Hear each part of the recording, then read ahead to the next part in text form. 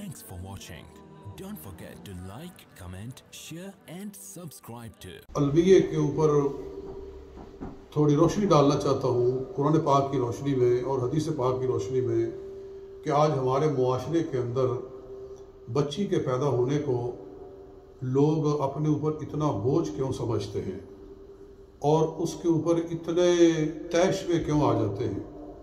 अभी आपने वो वाक़या पाकिस्तान में सुना, पढ़ा, सोशल मीडिया ने उसको बहुत ज़्यादा हाईलाइट किया, तब जाकर जो मेन मीडिया है उसके कान खड़े हुए, वगरना वो इसको कोई अहमियत देने के लिए तैयार ही नहीं थी कि ये भी कोई वाक़या है।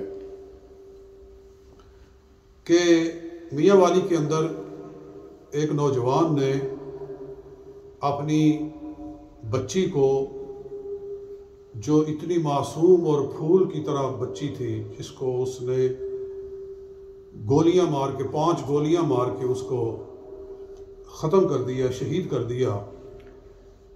इस वाक़या से इंसानों के रोंगटे खड़े हो जाते हैं। उसको उसने गोलियां मार के भून दिया। क्यों? कि जी वो चाहता था कि मेरे घर में बेटा पैदा हो। तो बेटी क्यों पैदा हुई है? उसने मार दिया उसको। भाई अगर तुझे ये नापसंद है तो हज़ारों लोग हैं जो तरस रहे हैं कि हमें बच्ची हासिल हो जाए, उनको दे दो कि वो उसको पाल ले। उसको मारने का क्या मतलब था? तो ये तो उस ज़माने को उसने दोहराया जो ज़माना इस्लाम से पहले जहालत का, जाहिलियत का दौर था, कि जिसके बारे में अल्लाह ताला कुरान पाक में इरशाद फरमाता है कि लोग बच्चियों को ज़िंदा दरगोर करते हैं। कुरान फरमाता है आखिरी सिपारे के अंदर, 30वें सिपारे के अंदर, व इज़ल मौऊदतु सुइलत, और जब उस बच्ची से पूछा जाएगा जिसको ज़िंदा दबाया गया, मौऊदा जिसको ज़िंदा दबाया गया, सुइलत उससे पूछा जाएगा क़यामत वाले दिन, बिअय्यि ज़ंबिन क़ुतिलत, उसे किस गुनाह में कत्ल किया गया था। तो इस बच्ची से भी पूछा जाएगा कि तेरा क्या गुनाह था जिसकी वजह से तुझे गोलियां मारी गई।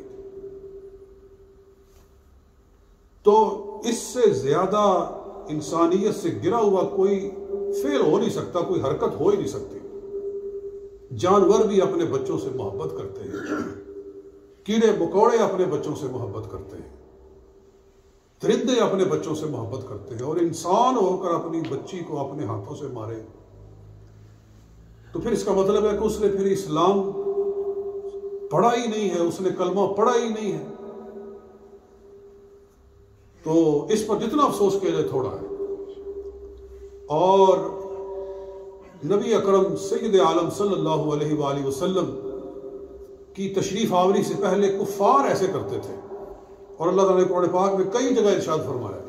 अभी जो मैंने सूरह नहल की आयत मुबारका पढ़ी है, फरमाया वइज़ा बुश्शिरा अहदुहुम बिल उन्सा, जब उनको खुशखबरी सुनाई जाती है बिल उन्सा, बच्ची की, कि बच्ची हुई है, तो ज़ल्ला वजहुहु मुस्वद्दन, उसका चेहरा स्याह हो जाता है, वहुवा कज़ीम, और अपने गुस्से को अंदर ही खाता है, यतवारा मिनल कौमी, वो लोगों से छुपता फिरता है। अल्लाह तो फरमाता है उसको बिशारत दी गई, रब ताला फरमाता है बच्ची का पैदा होना बिशारत है, बच्ची का पैदा होना गुड न्यूज है, ये एक खुशखबरी है। लेकिन वो उस खुशखबरी पर क्या होता है? मुस्वद्दन, उसका चेहरा स्याह हो जाता है, वहुवा कज़ीम, और वो अपने गुस्से को अंदर ही पी रहा है, यतवारा मिनल कौमी, वो लोगों से छुपता फिरता है, वो समझता है कि मैं मुंह दिखाने के काबिल नहीं रहा हूं। यतवारा मिनल कौम, लोगों से छुपता है, मिन सूइ मा बुश्शिरा बिही, कि ये कैसी बुरी खबर मुझको दे दी गई है, अयुमसिकुहु अला हूनिन, कि अब मैं जलील बनकर इसको घर में रख लूं, अब यदुस्सुहु फित तराब, या फिर मैं इसको मट्टी में दबाऊं। मैं अब क्या करूं? अगर इसको रखूंगा तो जलील होगा, और अगर इसको दबाऊंगा तो फिर मैं जानता हूं कि जुल्म करता हूं, लेकिन मैं कौम का सामना नहीं कर सकता। तो ये उस जमाने में होता था। एक सहाबी मुसलमान हुआ तो हदीस पाक में आता है कि वो एड़ियां उठाकर बाजार में चल रहा था। हजूर अलैहिस्सलाम ने फरमाया एड़ियां उठाकर चलने का क्या मतलब है?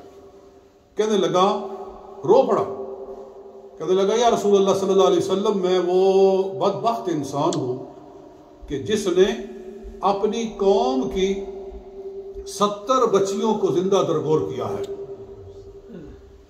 میں پورے قبیلے کا سردار تھا اور میرا قانون چلتا تھا کہ بچی نہیں پیدا ہوگی.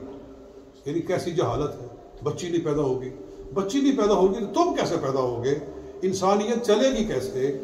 نسل انسانی پھیلے گی کیسے اگر عورت نہیں پیدا ہوگی؟ تو عورت کا پیدا ہونا اتنا ہی برا ہو گیا ہے.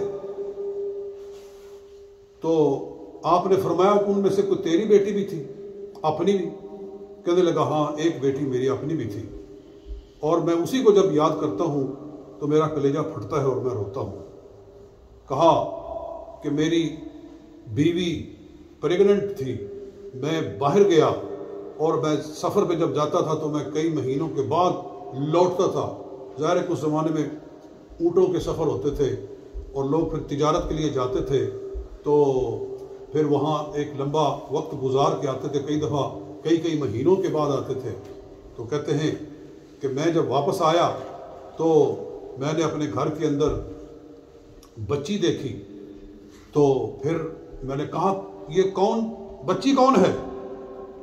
پہلے تو میری بیوی نے بہانہ بنایا کہ یہ کوئی ہمسایوں کی ہے، لیکن میرے زور دینے پر اس نے بتایا کہ ہماری بچی ہے. تو میں اس وقت تو چپ ہو گیا، لیکن پھر میں نے جا کر اس کو دبایا کئی سالوں کے بعد. وہ کہتے ہیں کہ چند سال میں نے اس کو برداشت کیا اور پھر اس کے بعد میں نے جا کر اس کو دبا دیا. اور پھر دبانے کا واقعہ یاد کیا کہ جب میں اس کے لیے گڑھا کھود رہا تھا تو وہ مجھ سے پوچھ رہی تھی کہ ابا تو گڑھا کیوں کھود رہا ہے؟ تو میں اس کو بتاتا نہیں تھا کہ میں گڑھا کیوں کھود رہا ہوں. تو میری زلفوں کے اوپر مٹی پڑی تو وہ اپنے ننھے ہاتھوں کے ساتھ میرے بالوں کو صاف کر رہی تھی کہ میرے ابو کے بالوں کے اوپر مٹی لگی ہے. تو اپنے ہاتھوں کے ساتھ اس کو صاف کر رہی تھی. تو وہ مجھے منظر نہیں بھولتا، اس لیے روتا ہوں. تو سرکار دو عالم صلی اللہ علیہ وآلہ وسلم بھی بہت روئے. اس کی گفتگو سن کے، اس کی بات سن کے حضور بھی روئے. تو اس طرح انسان ہوتے تھے. اور بدبختی یہ ہے کہ آج مسلمانوں کے اندر بھی ایسے لوگ پیدا ہوئے.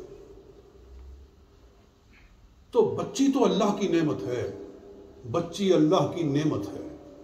اللہ تعالیٰ ارشاد فرماتا ہے یَهَبُ لِمَن یَشَاءُ إِنَاثًا، میں جس کو چاہتا ہوں بچیاں دیتا ہوں. وَيَهَبُ لِمَن يَشَاءُ إِنَاثًا وَيَهَبُ لِمَن يَشَاءُ الذُّكُورَ، جس کو چاہتا ہوں میں بیٹے دیتا ہوں. أَوْ يُزَوِّجُهُمْ ذُكْرَانًا وَإِنَاثًا، یا جس کو چاہتا ہوں بیٹے بیٹیاں دونوں دیتا ہوں. وَيَجْعَلُ مَن يَشَاءُ عَقِيمًا، اور جسے چاہتا ہوں میں بانجھ کر دیتا ہوں. یہ میری مرضی ہے، بیٹے دوں بیٹیاں دوں نہ دوں، یہ میری مرضی ہے. اور پہلی عمر میں دوں پچھلی عمر میں دوں، کبھی پہلے نہیں ہوتے. 20 سال کے بعد 30 سال کے بعد اولاد ہوتی ہے.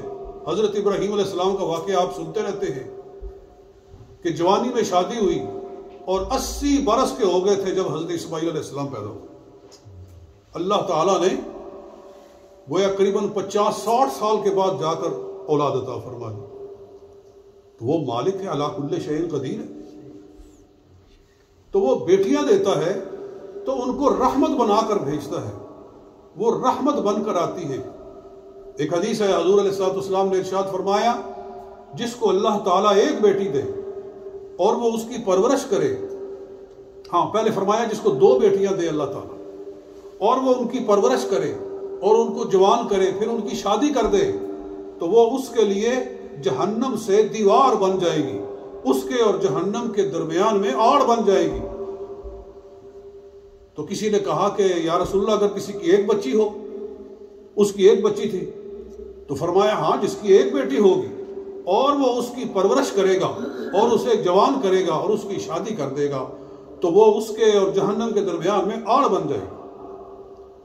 تو حضرت ام المؤمنین عائشہ صدیقہ رضی اللہ تعالیٰ عنہا حضور کی زوجہ مطہرہ نے عرض کیا کہ یا رسول اللہ جس کی کوئی نہ ہو، کیونکہ ان کی اولاد نہیں تھی، جس کی کوئی نہ ہو، فرمایا جس کی کوئی اولاد نہیں ہوگی اس کی شفاعت کرنے والا میں محمد مصطفیٰ ہوں گا، میں اس کی شفاعت کروں گا۔ تو مطلب ہے بیٹیوں کا پیدا ہونا یہ اتنی بڑی رحمت ہے۔ بیٹوں کے لیے نہیں کہا گیا ہے کہ بیٹا آڑ بن جائے گا، بیٹی کے بارے میں کہا گیا ہے کہ وہ انسان کے اور جہنم کے درمیان میں آڑ بن جائے گی۔ کیوں؟ اس لیے کہ بیٹا پیدا ہوتا ہے تو انسان کو کچھ دنیاوی مفادات بھی اس کے ساتھ وابستہ ہو جاتے ہیں کہ اب یہ میرا سہارا بنے گا، اب جب میں بوڑھا ہو جاؤں گا تو یہ میری لاٹھی پکڑ لے گا، جی اب یہ میری جگہ پر بیٹھ جائے گا، اور میں نے جو نظام بنایا ہے، جو میں نے جو سیٹ اپ بنایا ہے اس کو یہ آگے لے کر چلے گا۔ لوگوں نے کمپنیاں بنائی ہوتی ہیں، لوگوں نے بڑے بڑے کاروبار شروع کیے ہوتے ہیں، تو وہ چاہتے ہیں کہ کوئی سنبھالے، ہمارا بیٹا ہو جو ہمارے سسٹم کو سنبھالے، یا لوگوں نے بڑے بڑے تعلیمی ادارے قائم کیے ہوتے ہیں، وہ چاہتے ہیں کہ ہمارا جو تعلیمی سلسلہ ہے یہ مزید آگے بڑھے، علماء بڑے بڑے مدارس قائم کرتے ہیں، ان کی خواہش ہوتی ہے کہ ہماری اولاد ہو تاکہ ہمارے نظام کو آگے لے کر چلے۔ لیکن بیٹی کے بارے میں یہ توقعات نہیں ہوتی کہ یہ ہمارا سہارا بنے گی، بلکہ اس کو تو اگلے گھر میں بھیجنا ہوتا ہے، دوسرے گھر میں بھیجنا ہوتا ہے، چونکہ اس کی تربیت اور اس پر جو ہم نے اپنی محنت خرچ کرنی ہے وہ صرف انسانیت کی ہمدردی کے لیے اور اللہ کی رضا کے لیے کرنی ہوتی ہے۔ اس واسطے وہ جہنم سے اور بندے کے درمیان میں وہ آڑ بنائی گئی ہے، اور اس پر شفقت کرنے کو اللہ تعالیٰ نے جنت کا ٹکٹ قرار دیا ہے۔ تو اس کو مار دینا، اس سے بڑی انسانیت سوز حرکت کوئی نہیں ہو سکتی۔ تو احکم الحاکمین ہمیں انسانیت کا درد عطا فرمائے۔ اولاد کوئی بھی ہو، بیٹیاں ہوں، بیٹے ہوں، یہ سب اللہ تعالیٰ کی عنایت ہے، اللہ تعالیٰ کی رحمت ہے۔